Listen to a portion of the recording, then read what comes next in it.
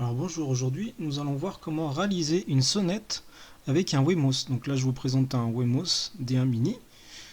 Donc il y en a différentes formes. On a aussi besoin des fois de petits connecteurs comme ça, c'est bien pratique pour faire les jonctions au niveau des câbles. Et là une sonnette, donc juste un interrupteur sans contact sec. Donc la première étape ça va être de flasher le Wemos sur ESP Easy. Donc là je sélectionne mon COM. Le firmware qu'il va falloir aussi changer, donc là je change l'unité, le nom, je vais mettre sonnette.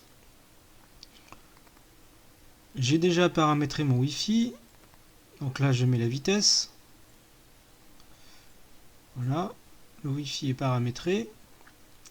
Je vais aller chercher, donc du coup là c'est un ESP 8266. Donc je vais prendre le normal en 4.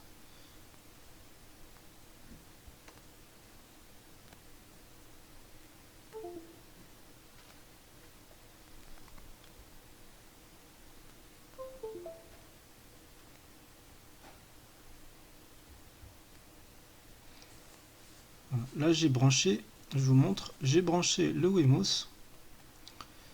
Et là, je vais démarrer le flash. Vous avez vu la petite lumière bleue qui clignote, veut dire que le flash est en cours.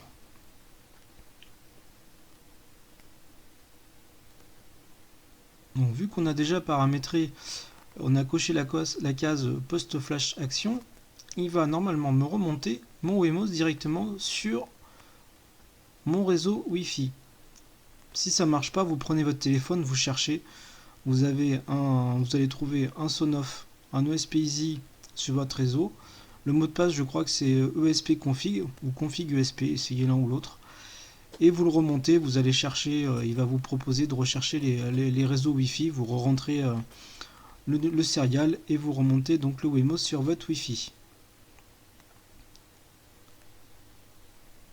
J'avais déjà fait un tuto sur le flashage, hein, donc vous pouvez regarder déjà comment ça se passe quoi, pour avoir plus de renseignements. Donc là voilà, il est en train de me remonter donc mon Wemos sur le Wi-Fi, donc là il se connecte.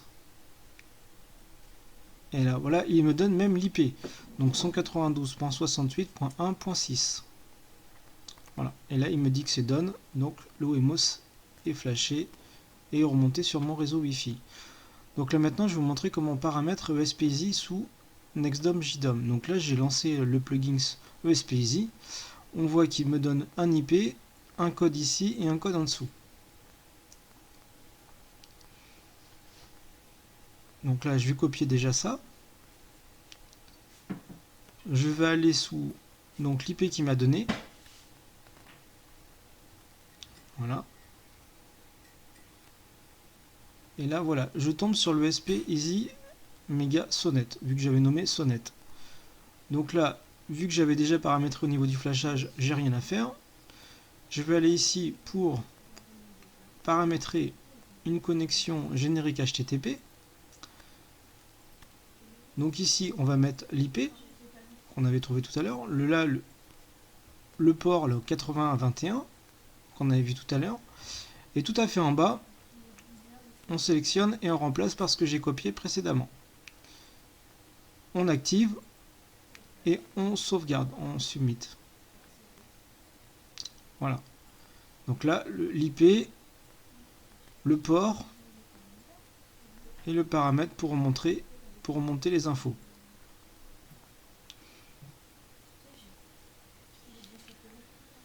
Donc voilà, mon ESP est bien flashé. Quand on regarde, je vous remontre. Voilà. Donc maintenant, on va aller ajouter une info. Donc là, on va prendre un switch input en switch. Donc comme si c'était en fin de compte un interrupteur. Mais là, c'est pas un interrupteur, on va s'en servir pour un contact sec, voir s'il y a un contact. Donc je le nomme sonnette. Il faut forcément l'activer. Je vais mettre un pull up pour voir. Voilà, là je vais prendre le GPIO 13 qui est en D7. Évitez de prendre le GPIO 2 par exemple ou le D8 Parce que JPE2, si vous êtes bon, pour une sonnette ça peut passer, mais pour un contact long sur un portail par exemple, si vous avez une coupure de courant, si ça redémarre et que le contact est fait, il se met en mode un peu spécial.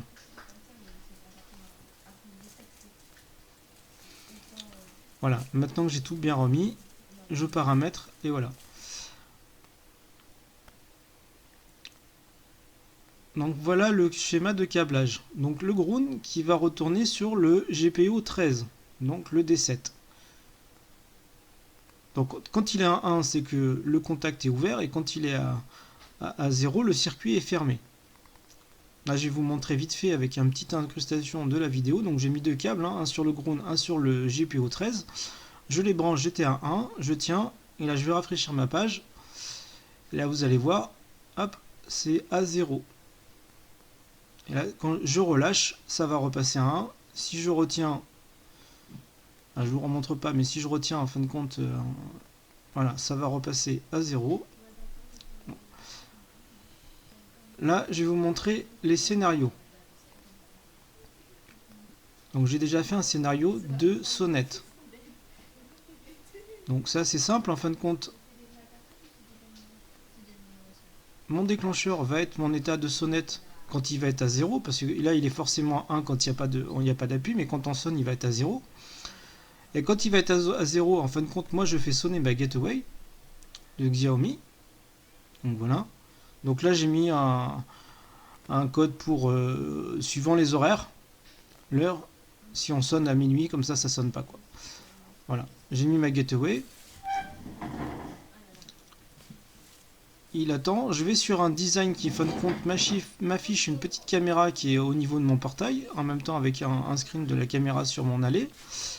Ça pendant un laps de secondes, et après je retourne sur mon design. Donc je précise que cela marche avec le menu navbar bouton. On peut très bien revenir sur aller sur un design avec la fonction go to design et revenir sur le premier design, et tout fonctionne comme il faut. Donc là je vous montre là par exemple là, ce qui s'était lancé chez moi. Voilà pour ce tuto. Si vous avez aimé, un petit pouce bleu, abonnez-vous, et puis à la prochaine. Merci, au revoir.